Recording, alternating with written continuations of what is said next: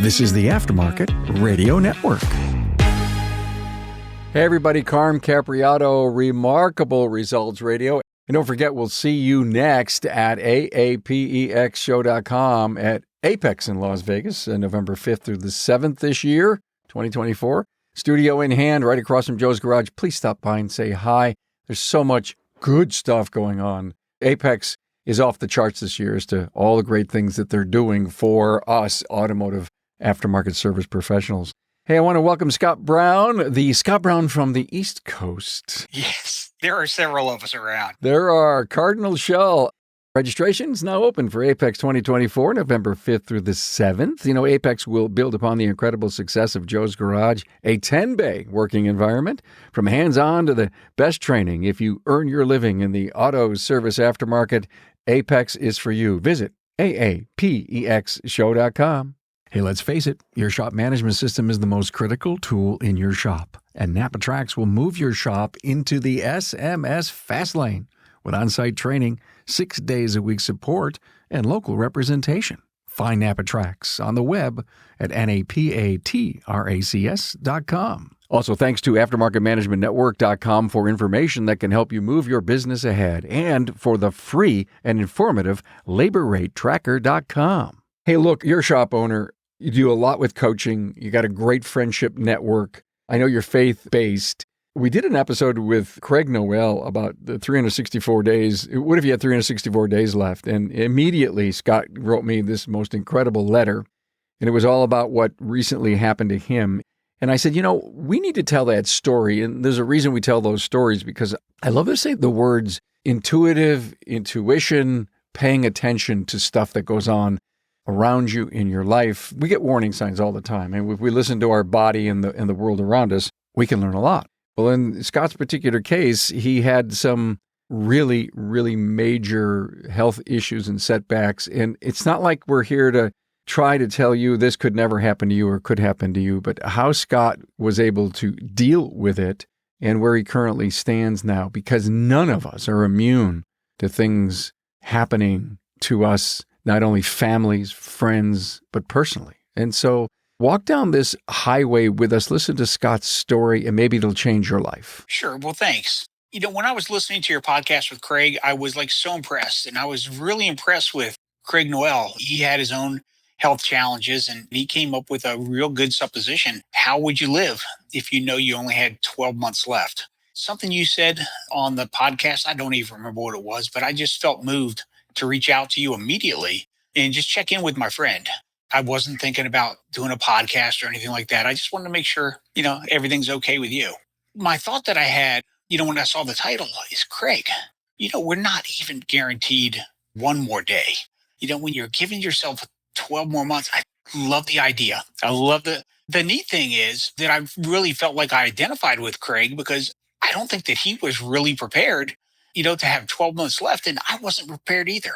I do love shop owners. I mean, I don't know of another industry that is populated by so many hardworking, caring people. And I truly believe that if you know any one of us, you've got a pretty good handle on all of us shop owners, because we're all pretty much the same person. That's both good, and not so good. So one problem that I've always had in my life is control. I think it's normal, to want to control everything. The pandemic came along, and I think we all learned our thoughts of control are kind of an illusion. And I thought, maybe if I could just work harder, work smarter, meet my customers and their need, that would be enough. And about 18 months ago, I was diagnosed with bladder cancer. It was a weird day. I found out on my phone through my chart, it was like, you have a new test result. And that was a tough few hours. Wait a minute, Scott. You found out on your phone? On my phone, in a red light. I was coming home from one of the shops, and it was email pinged. You've got a new test result. And so I clicked on it and opened up my chart. And there it is, a certain type of carcinoma. How could a doctor let that happen? I'm sorry. I'm going to go back to this whole bedside manner thing. I was horrified. Since then, I figured out, and it happens not just with my chart, but with all of them. What happens is they'll send out samples or send out things for a lab. And when the lab is done, they post them on my chart. And so the doctor gets it at the same time you get it. probably not the greatest idea to, as soon as it comes in, click on it, because if it's something that needs attention, I'm sure the doctor would have reached out to me, but I didn't really give him a chance because I clicked on it at the red light like seconds after I got it. To me, that's a warning that be careful when you open something up and you don't quite understand it. But okay, the rest of the story. I had to go home and talk to my wife and, talk to the kids and, got to make a bunch of new friends, the surgical team. And at the point I thought, I started to really learn to trust God and surrender to him. I thought I had done that, during the pandemic. I dedicated my shop to his service. And so, you think we all do. We think we've got control and maybe we've got our life in order, nailed down and understand how the world works, but when something comes knocking on your door, on just any Wednesday morning out of the blue, or doctor tells you your end is near, or the phone rings at 2 a.m, you realize instantly that the control you thought you had is just really more self-deception than control. When we try to really get a handle on how things work, all of a sudden that wisdom seems to live on the other side of the world. We can chase it, but you have trouble getting the full measure.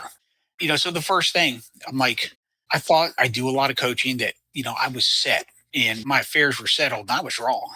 I heard a speaker once. He called it a dying in place test of your succession plan. And I had not done that.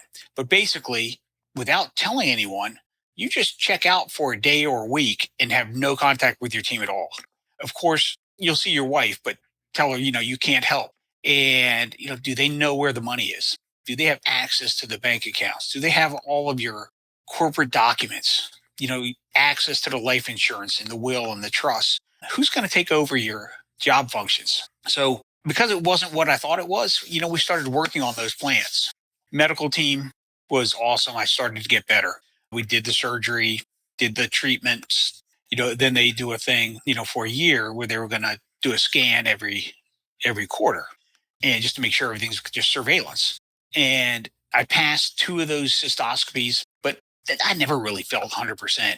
I would go to meetings and I'd just get tired and, could not even get out of my chair by like 2 p.m. most afternoons. This was last year. Scott, was your body talking to you? I don't know what it is. There's so many things, medicines that they have me on, they give you body aches. Honestly, nothing to complain about. I mean, gosh, there's so much people have it so much worse. And then the cancer came back. And so it was, and that was earlier this year, but it was less than 12 months since the first one. And I think that was probably the greatest gift I've ever received, was the cancer coming back. Because the reality was, as I started to feel better the year before, as I started to, I passed a couple of cystoscopies, I just really wanted things to go back the way they were before. I just wanted to be the God of my own life and get back to control.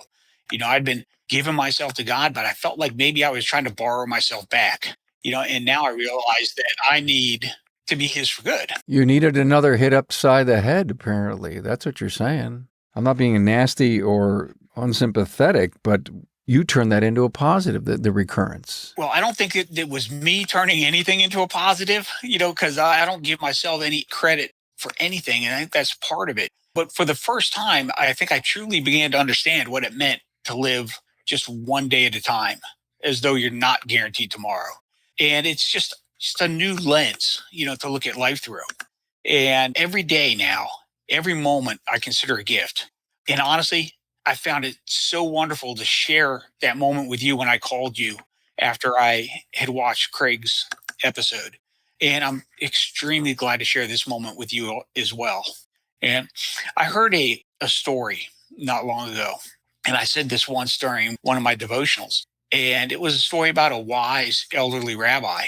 And he's walking down the street with some of his disciples. And that's what disciples with rabbis do. They follow them and learn how the rabbis live and try to follow their example. And one of them asked him, "Rabbi, when should a man repent?" And the rabbi answered, "On the last day of your life." And they kept walking. And of course, several of his disciples are like, "But we don't know what day is going to be the last day of our life." And the rabbi smiled at him and he said, "Well, the answer to that problem is very simple. Repent now." And I think the fruits of that story is, don't wait even another day for your plans. Enjoy your life. Enjoy the people that God's placed in your life. If you need to get that financial plan or the family plan or all those things done, get them done now.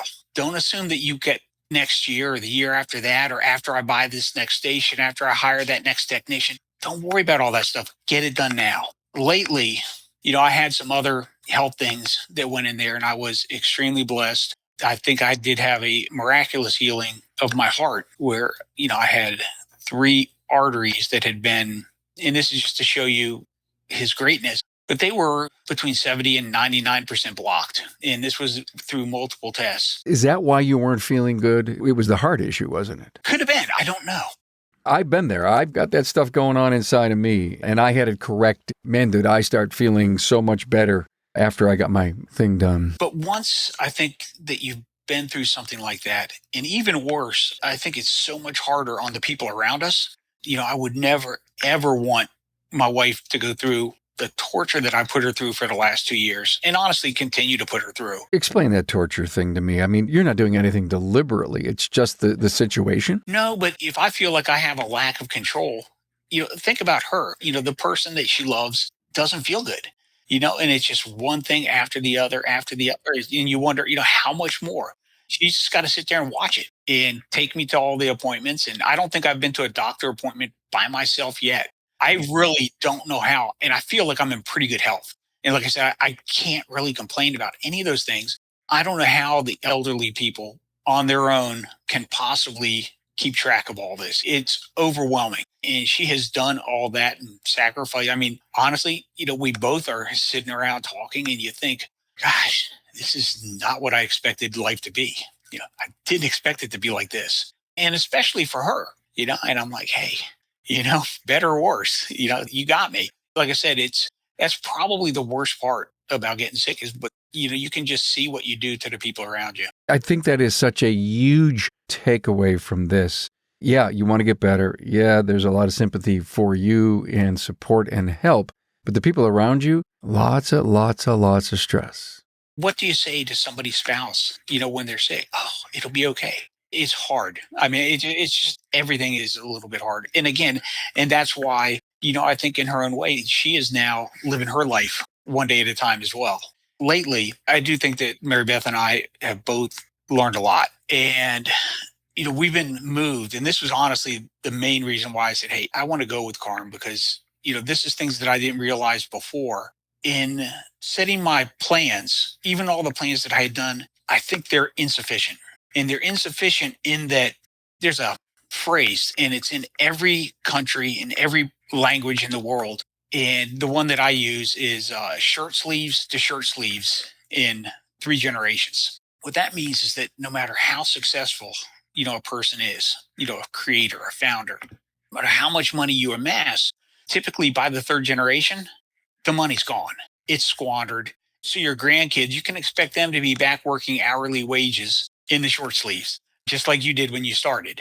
I don't want that. And for most people, think about what you know about your grandparents. Okay, maybe you remember them when you were little. You're lucky enough. What about your great grandparents? Maybe their name, maybe you know what they did, but you don't know their lessons. You don't know their stories. You see so many people, especially when there's money involved, where the offspring fight with each other. They compete with each other. And a lot of times wealth destroys families. I don't want that to happen. So we've been planning with my adult kids for family preservation.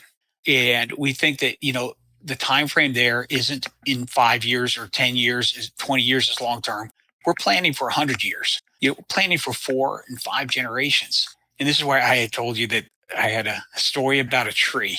There's a tree, and it's called a copper beech. Only place where there are mature copper beech trees, I think, in the U.S. are in Rhode Island, or that's where I've seen them. The trees are awesome.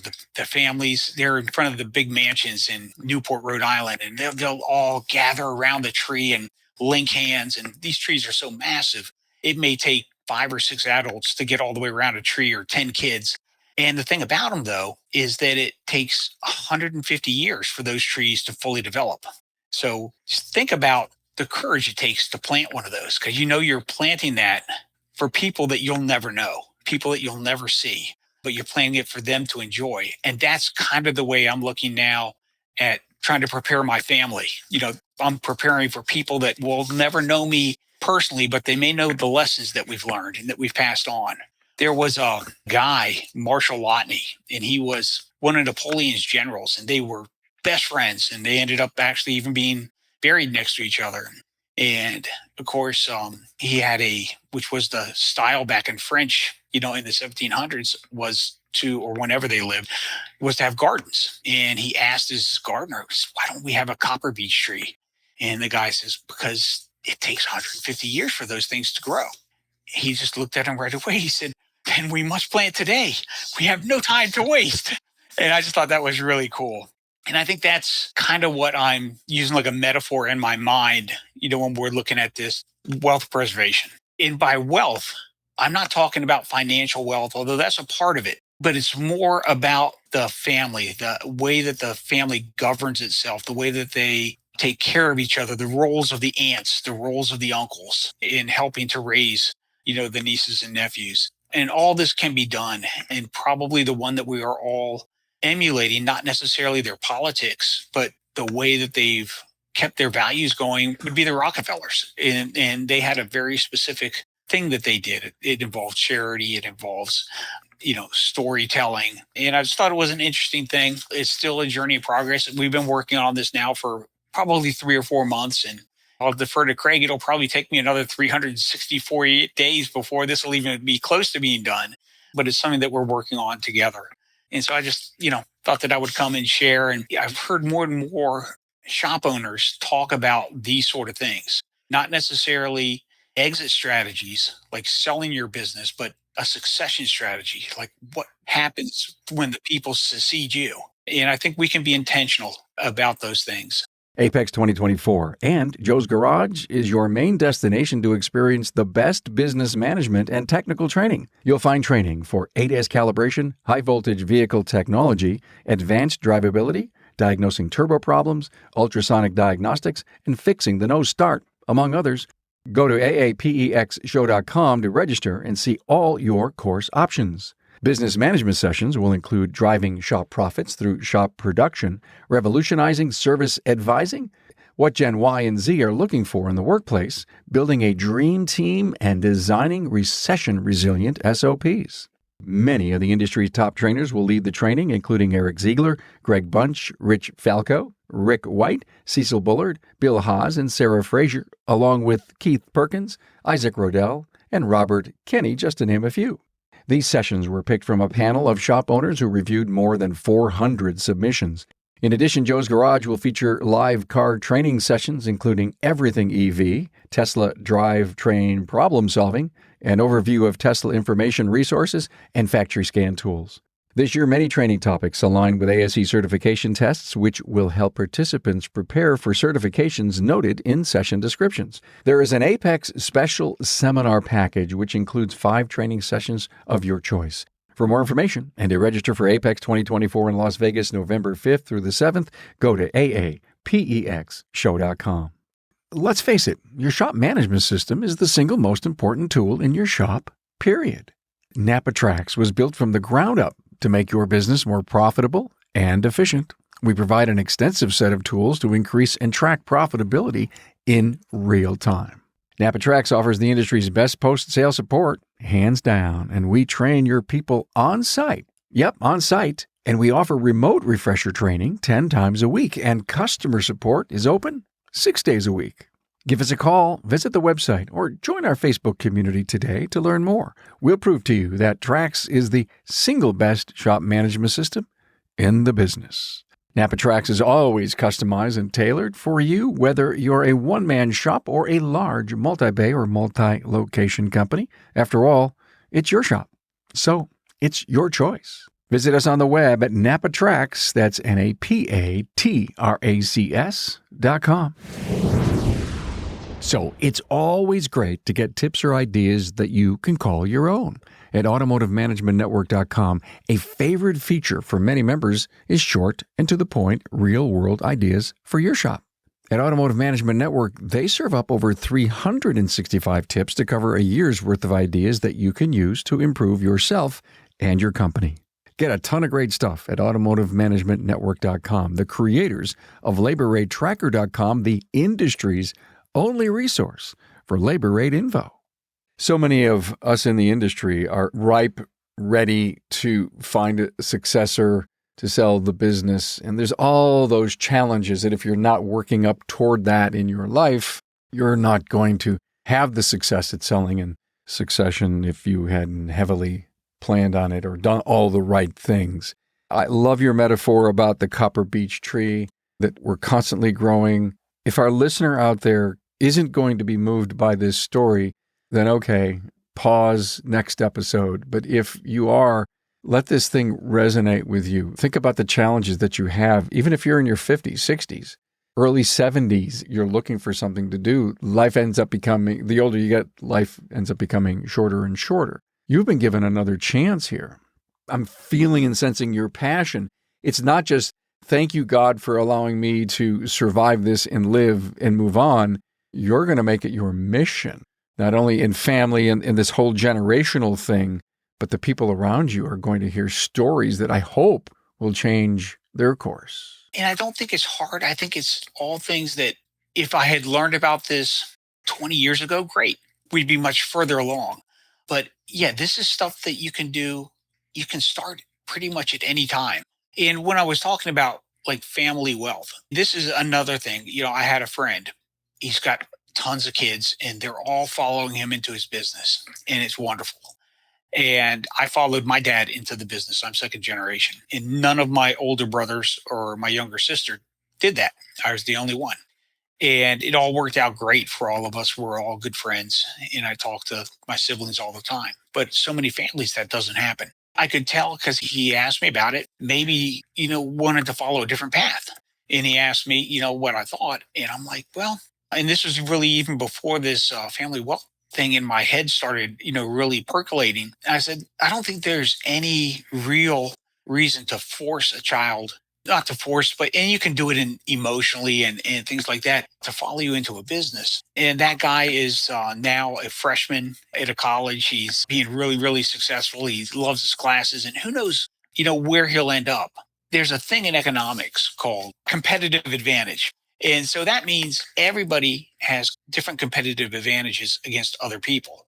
Maybe I'm a heart surgeon and I'm not a heart surgeon, but those guys are impressive.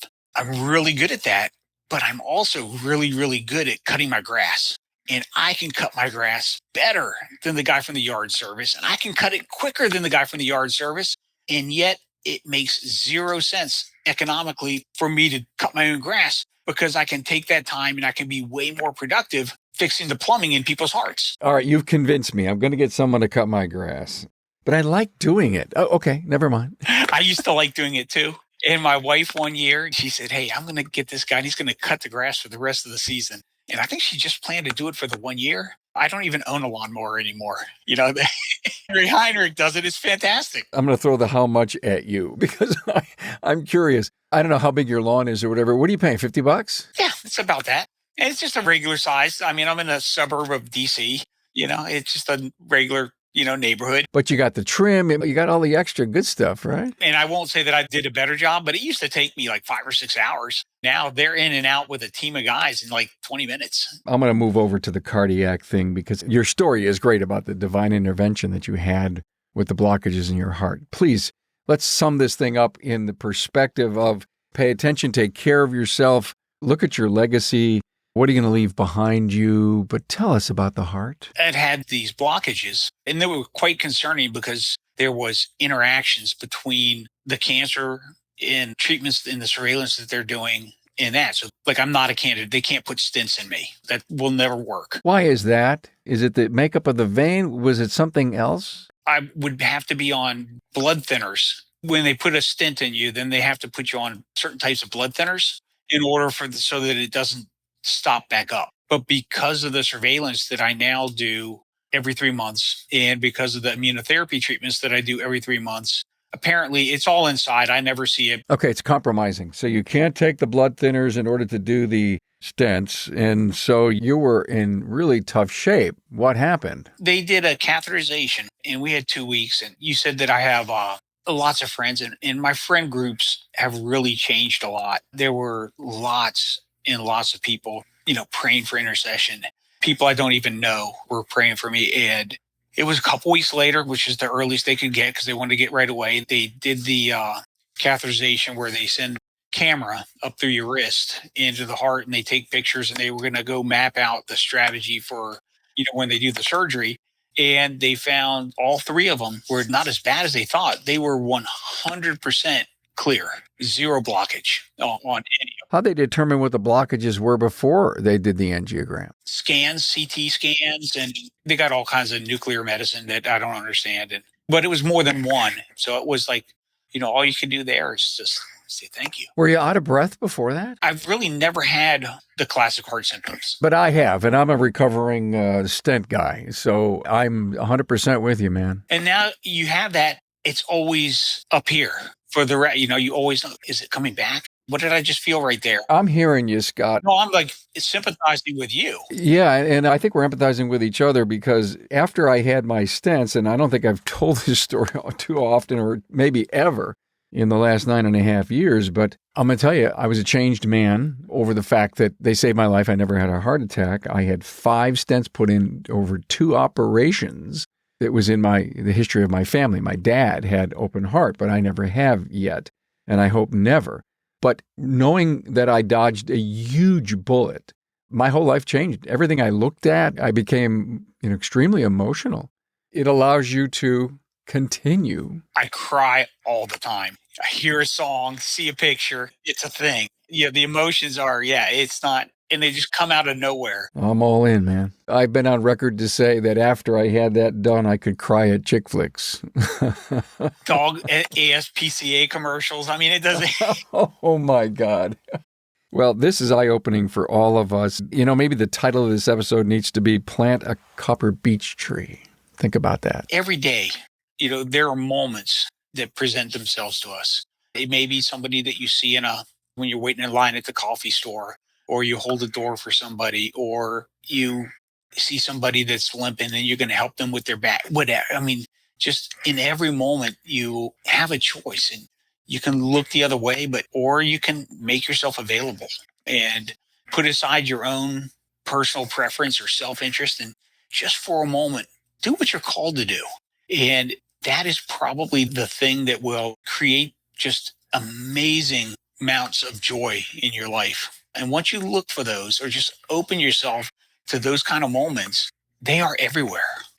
I am shocked that we're having this discussion, and honestly, if I'm not here thinking like we're just having a cup of coffee and talking, I don't know that I talk like this. I appreciate you reaching out after you heard Craig Noel's episode. Thank you for sharing this with me before we decided to record and deciding what was this recording going to be like? What's the message out to the listenership of Remarkable Results Radio? What are they going to glean from this? A ton. Paying attention to your life, your body, your family, your business, your people. It is something that, let's just talk about it. Our phones are pulling us in a million different directions. We've never been busier with our life. We've never tried to do more things that sometimes don't even have any value. I don't know, either I'm getting, a little softer or rougher on the edges. I don't know, but it's like, what's next? I can't believe it. I've got this to do. I mean, we're overscheduling. We're overcompensating. Let me go on and just shut me up. There is a phrase, I have no idea where I heard this, but they call a pharaoh of busyness, where you can make actually busyness into an idol in your life. And that is a very, very bad thing to do. It's so logical. If you got common sense, everything that Scott has said during this thing has value. I don't know about that. Oh, it does. It does. But I enjoy that anytime I get to spend with you. Oh, my God. Me too, Scott. This was great. Thank you for sharing. And hopefully we've changed a life or two. Thanks, Carm. Scott Brown from the East Coast. Thanks, man. Appreciate you being here. Bye-bye.